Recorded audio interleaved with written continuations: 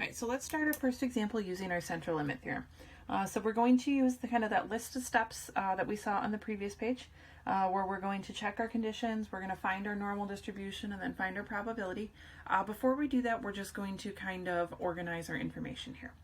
So up at the top we have our problem. According to the Mars Company, packages of M&Ms contain 20% orange candies. Suppose we examine 100 random candies. Find the probability that our sample will contain 24% or more orange candies. So what we're going to start by listing. So we're going to start by listing out things that we know and what we want to know. So N, remember our capital N is our population. So our population is going to be all M&M candies. Right, our lowercase n is our sample. And in our sample, there are 100 random candies.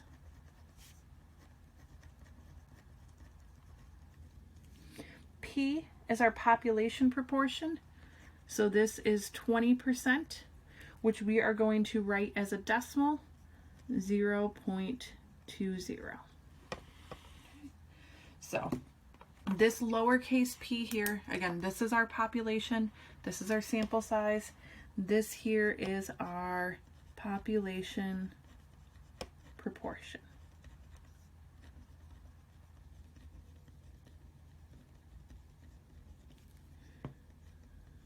Okay. All right, what do we want to know?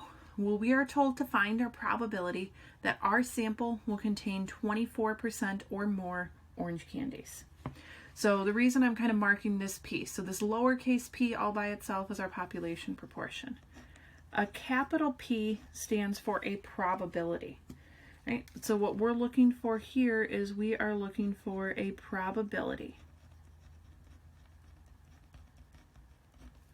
Right? And we are looking for a probability that our sample proportion is p hat, right, contains 24% or more orange candies. So we're going to say is greater than or equal to 0.24. Right? So we have three different p's in this problem, and they all mean different things. Our plain p is our population proportion. Right? This capital P out front here is our probability, and this p hat that we see here is our sample proportion. Right? So I've mentioned a few times now that notation is key, right? And that is definitely the case for these. So we want to pay attention to our notation and that we're getting everything kind of written down correctly. Okay, so now that we have a list of everything that we know, we're going to go through and we're going to check our conditions. Right? So checking our conditions. The sample is random and independent. We are told in our problem that it is a random sample. This first one we're going to assume that it is true unless we're told otherwise, because somewhere in our problem we're generally going to see the word random. Right? A large sample is at least 10 successes and at least 10 failures. Right? So what we're going to do here is we're going to multiply n times p and n times 1 minus p. Right? This n times p is going to give us the number of successes. And this n times 1 minus p is going to give us the number of failures. Right? So we're going to do two different multiplications to check this step. Again, going up to our list, we see our lowercase n is 100, and our plain p, plain lowercase p, is 20%, so 0.20. Right? So n times p is going to be 100 times 0.20. That gives us 20, which is greater than or equal to 10. So we have more than 10 successes. And then we're going to take 100 times 1 minus p. So 1 minus 0.20 is 100 times 0.80, which is 80, right? Which is also greater than or equal to 10.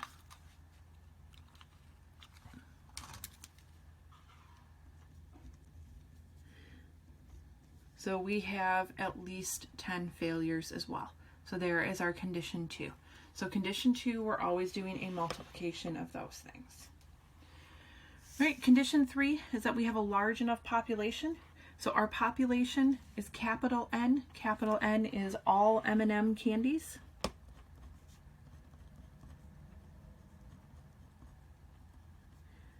All right. And we want to make sure that that's greater than 10 times our sample size. So 10 times a sample size of 100 gives us 1,000. So then we ask ourselves, are there more than 1,000 M&M candies that exist? Yes, there are. So that third condition is held as well. All right. So these 3 conditions, again, are step 1. Now step 2, we find our normal distribution. So that means that we're going to find our standard error. Now the first thing that we're going to put here, we're actually going to go up to the top part, and our P, right, our population proportion is going to be this first number that goes here. So that's going to be our 0.20. So our P that we used up top is going to be that number that we have there. Our standard error we're going to get from our formula. So we're going to plug this P into our formula. We get 0.20 times 1 minus 0.20 divided by our sample size is 100. Again, we want to practice putting this into our calculator all at once. Use parentheses as needed, or do your multiplication and division and then come back and take the square root. Again, whatever is easiest for you. And this gives us 0.04. Well, this 0.04 is the second number that's going to come up here. All right. So we're done with step 2. Step 1 is our condition. Step 2, find our standard error that is going to be used for our normal distribution. All right, then step 3 says find your probability using StatCrunch. Again, we're going to use our stat calculator's normal, draw a sketch, and write the answer in a sentence. So I'm going to take my mean and my standard deviation, or standard error, excuse me, from step 2 to label my curve here. So my mean was 20%, so 0.20. And then I'm going to add 0.4 as I go to the right. So I'm going to get 0.24, 0.28, 0.32. And then I'm going to go back here and I'm going to subtract 0.4 to go the other direction. 0.16, 0.12, 0.08. All right. Now I'm going to go all the way back to my original problem. My original problem says find the probability that our sample will contain 24% or more. Right? So that's our probability that we're looking for. So on my curve, I am going to draw myself a vertical line at 24%, so that's 0.24. Right? And then we're going to shade our area to the right, because we're asked for 24% or more in our question.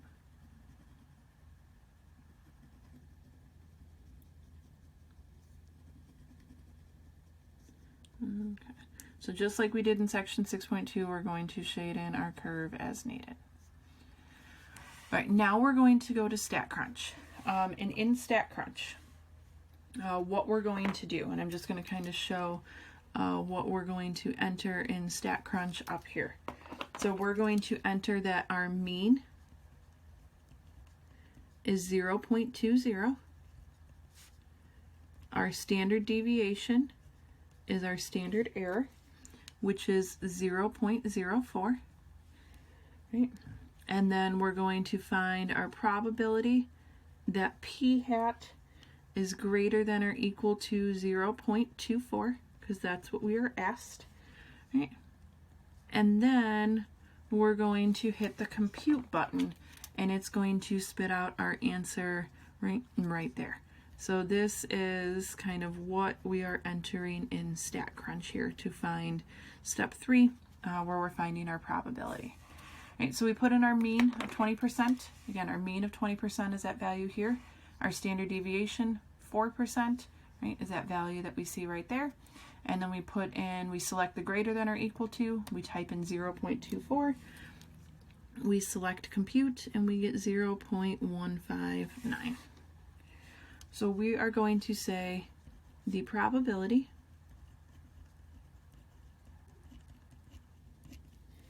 that our sample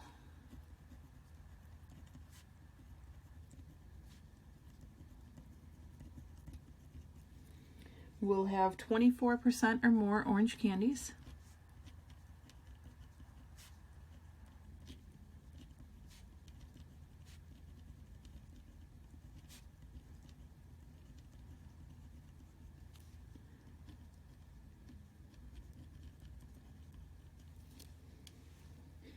is about, right, if we change this to a percent, we get 15.9%. So again, we choose to go to StatCrunch to finish this last part rather than going through and using our z-table as we did in section 6.2. But step 3 again is very similar to that process that we did in section 6.2. Again, but it's only one part of our problem. So there are definitely a lot of pieces, a lot of notation to keep track of, a lot of multiplication, some calculations to do, and then in the end we do want to use StatCrunch to help us finish this up. We'll go through and we'll do a bunch more examples, but this is working through using our central limit theorem from the beginning to the end in order to find a probability.